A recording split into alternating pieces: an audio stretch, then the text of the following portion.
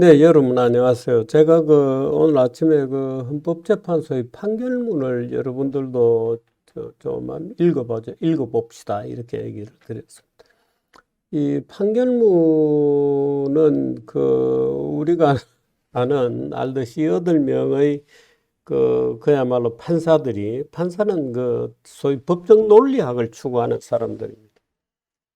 빈틈이 있어서는 안 되고, 나름대로의 논리 구성물 자체가 완결성이 있어야 됩니다.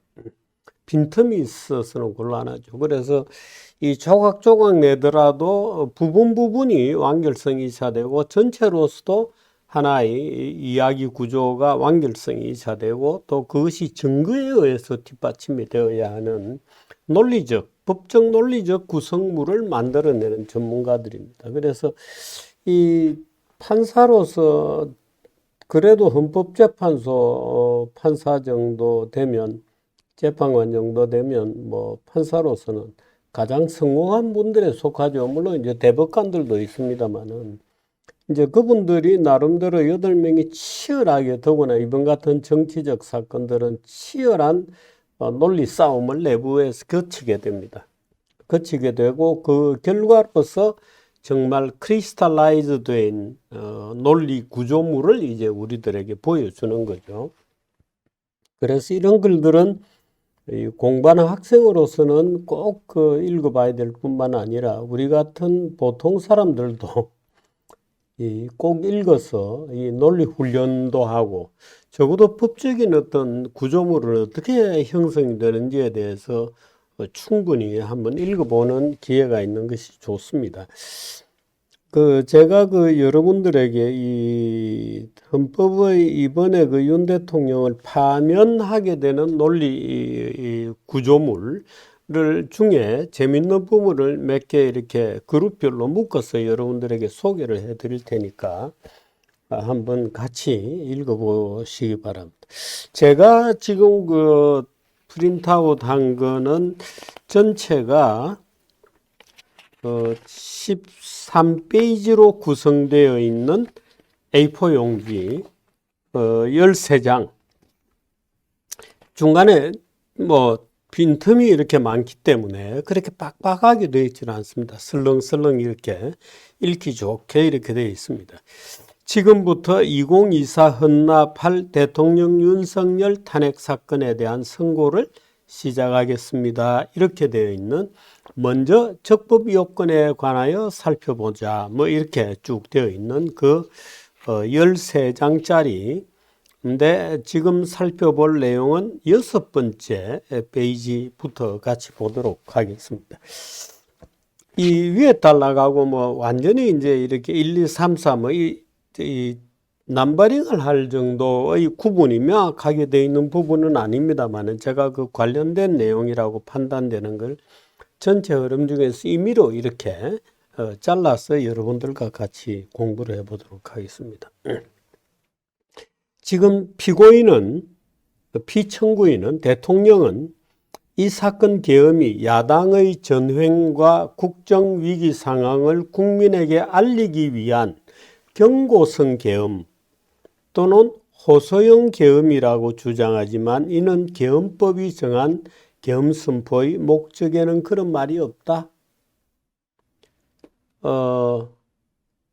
경고성 계엄 또는 호소형 계엄이라고 주장하지만 이 계엄법 어디에도 경고용 계엄, 호소형 계엄 이런 말은 없다. 피청구인은 계엄 선포, 경고용, 교육용, 계몽용 이라고 주장하지만 웃기지 마라.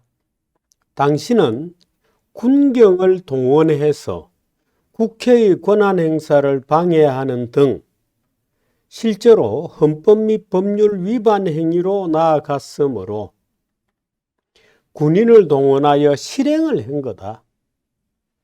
경고용, 호소용, 계몽용 웃기지 마라.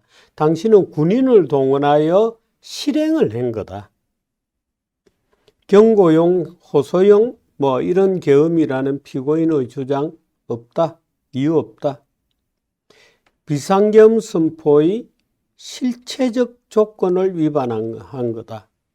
첫째, 어떤 조건을 위반했냐, 국무회의가 제대로 있었느냐, 국무위원을 모아서 간단하게 설명한 것은 인정되지만, 어쩌고 저쩌고 웃기지 마라.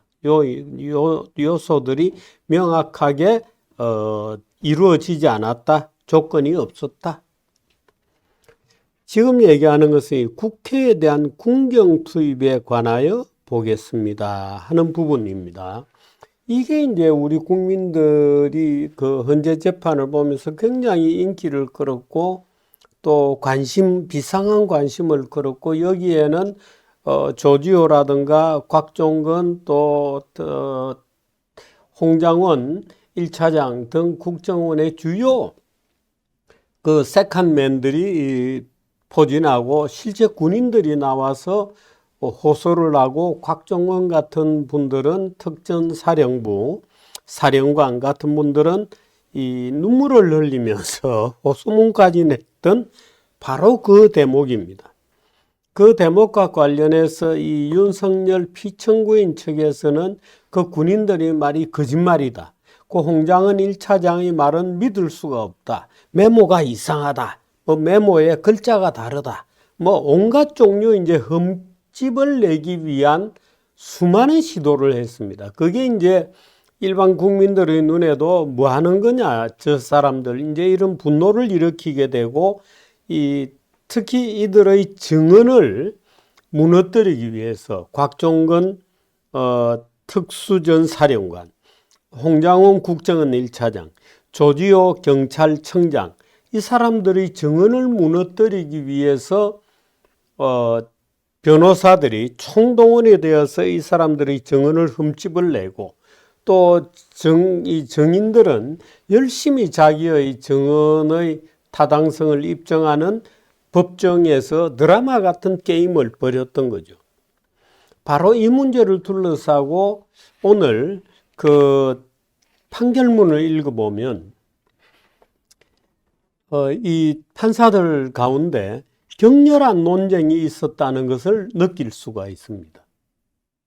판사들 가운데 이들의 증언을 어떻게 볼 거냐에 대한 치열한 법적 논쟁이 벌어지고 또 이 변호사들 간에 치열한 논쟁이 벌어졌다 하는 것을 알 수가 있습니다. 그 논쟁부터 먼저 소개를 드리면 그는 3페이지에 있습니다.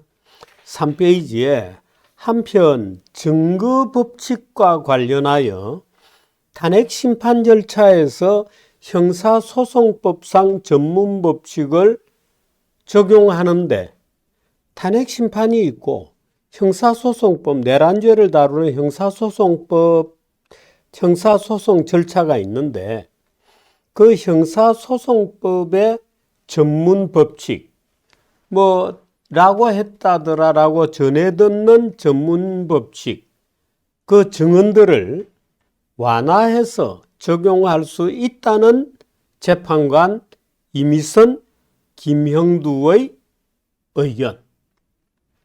근데 탄핵심판 절차에서는 형사소송법상 전문법칙을 보다 엄격하게 적용할 필요가 있다는 재판관 김복형, 조한창. 재판관 이미선, 김형두는 사령관들이 나와서 하는 증언들을 좀 전해 들은 거, 전문 증거 이런 것들도 충분히 탄핵심판의 증언이 될 수 있다고 주장하는 사람도 있고 무슨 소리냐? 그 사람들의 증언을 탄핵심판 절차에 가지고 올라 그러면 형사소송법의 전문법칙, 인정 안 한다는 전문법칙보다 훨씬 엄격하게 증거조사가 이루어지고 형사소송법보다 더 엄격한 신문 절차가 있어야 된다 라고 주장하는 김복형과 조한창의 보충 의견, 이 충돌한 겁니다. 근데 여기서는 그냥 충돌했다고만 쓰고 있습니다. 충돌했는데 어떤 의견이 모아졌다 이렇게 적고 있지는 않습니다.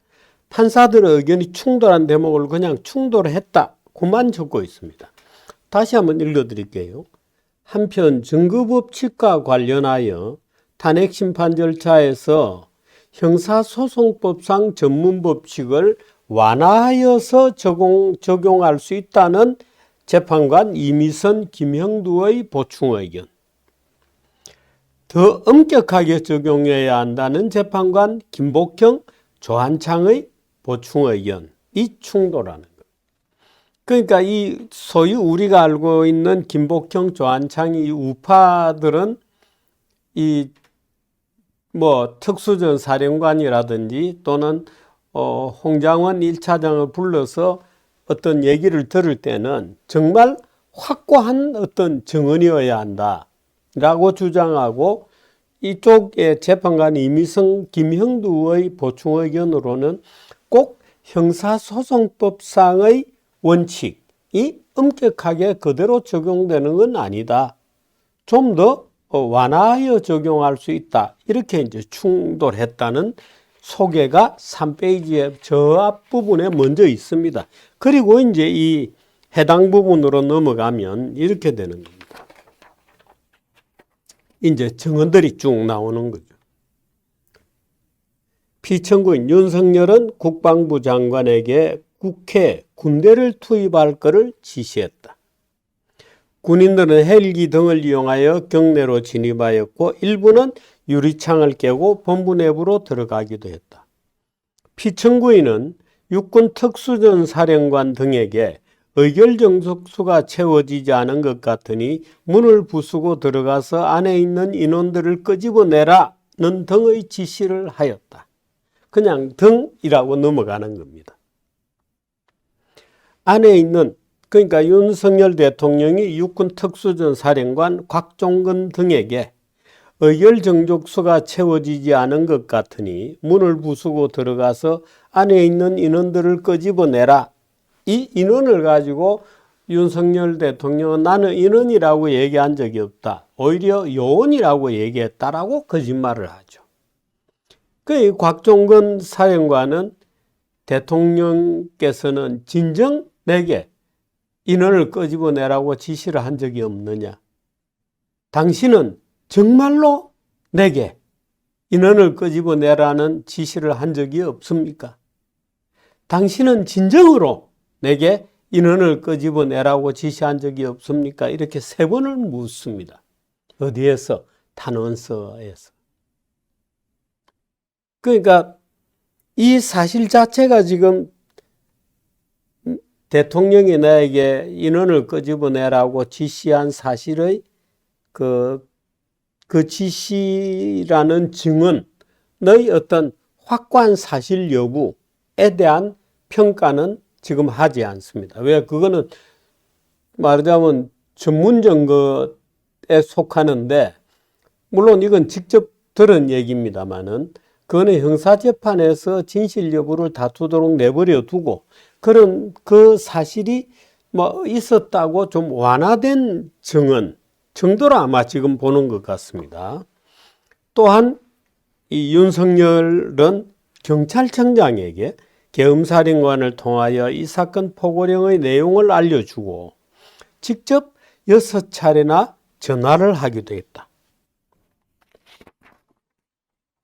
이로 인하여 국회로 오던 국회의원들 중 일부는 담장을 넘어가야 했거나 아예 들어가지 못하였다. 한편 국방장관은 필요시 체포할 목적으로 국군 방첩사령관에게 국회의장, 각 정당 대표 등 14명의 위치를 확인하라고 지시했다. 윤석열은 국가정보원 1차장, 홍장원 1차장의 지금 이름은 안 나옵니다. 이 판결문에는. 국가정보원 1차장에게 전화하여 우리가 알고 있기로 그분이 홍장원 1차장이죠. 전화하여 국군 방첩사령부를 지원하라고 하였고, 국군 방첩사령관은 국가정보원 1차장에게 위 사람들에 대해서 위치 확인을 해달라. 14명. 위치 확인을 해달라고 요청하였다. 는 정도의 증언이면 이제 증언으로 쓰는 겁니다. 이와 같이 피청구인은 군경을 투입하여 국회의원의 국회 출입을 통제하고 이들을 끌어내라고 지시함으로써 국회의 권한 행사를 방해하였고 국회의 계엄 해제 요구권을 부여한 헌법조항을 위반하였고 국회의원의 심의, 표결권, 불체포 특권을 침해하였다. 또 각 정당 등에 대한 위치 확인 시도에 관여함으로써 정당 활동의 자유를 침해하였다. 피청구인은 윤석열은 국회의 권한 행사를 막는 등 정치적 목적으로 병력을 투입함으로써 국가안전보장과 국토방위를 사명으로 하는 나라를 위해 봉사하여 온 군인들이 일반 시민들과 대치하도록 만들었다. 이에 피청구인은 국군의 정치적 중립성을 침해하고 헌법에 따른 국군 통수 의무를 위반하게 된 것이다. 이런. 그러니까 이 부분은 홍장원, 곽종건이라는 증언들에 대해서 증언 그대로 갖다가 이 증거로 쓰고 있는 겁니다. 그러니까 형사소송법에 요구하는 정도의 엄밀성이 없어도 뭐 이런 정도면은 증언으로 말하자면 대통령의 행위에 엄밀한 형사소송법상 엄격성 정도는 적용 안 해도 충분히 이 정도면 증언으로 본다. 탄핵 소추에서 증언으로 보기에는 충분하다고 본 재판관이 이미선 김형두의 보충 의견이 기초로 작성되었다. 이런 것을 우리는 느낄 수 있죠.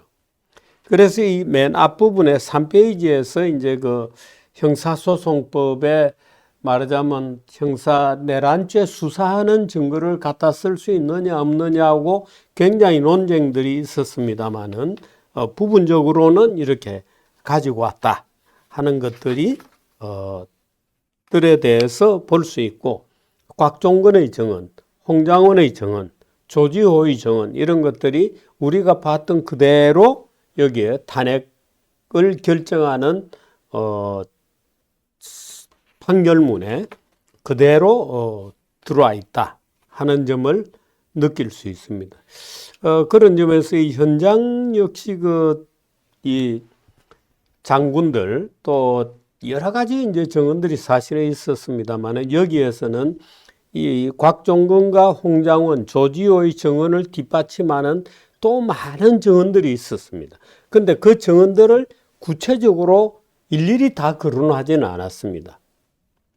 말하자면 전체적으로 봐서 이런 증언들에 대해서 충분히 탄핵을 설명할 정도, 말하자면 대통령이 이 국군의 정치적 중립성을 침해했느냐 아니냐, 헌법에 따라서 국군 통수를 해야 되는 의무가 있는데 그 의무를 위반했느냐 안 했느냐는 정도를 판단하기에는 충분하다고 본 것. 그래서 군인들이 나라를 위해서 봉사해야 되는 군인들이 일반 시민들과 대치하도록 만들었다 하는 이제 결론을 내리면서 이것을 탄핵의 중요한 어떤 근거 중에 하나로 이 동그라미 국회에 대한 군경 투입에 관하여 보겠습니다 해서 쭉 서술되어 있습니다. 오늘은 1번은 이걸로 공부를 마치도록 하겠습니다. 다음에 2번은 재밌는 주제를 가지고 한번 해보도록 하겠습니다. 고맙습니다.